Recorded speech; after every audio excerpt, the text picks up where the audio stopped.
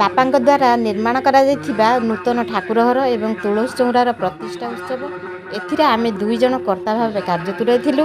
ଏହି ଉତ୍ସବରେ ବହୁ ଅତିଥି ଓ ସୋରର ବିଧାୟକ ପରଶୁରାମ ଧଡ଼ା ଅନ୍ୟ ନେତାମାନେ ଯୋଗ ଦେଇଥିଲେ। ଦ୍ୱିପହରେ ପ୍ରସାଦ ସେବନ ମଧ୍ୟ କରାଯାଇଥିଲା।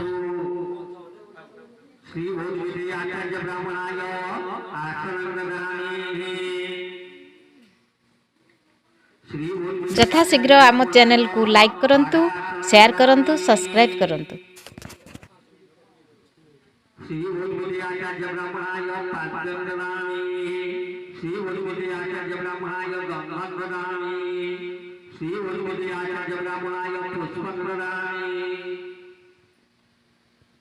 श्री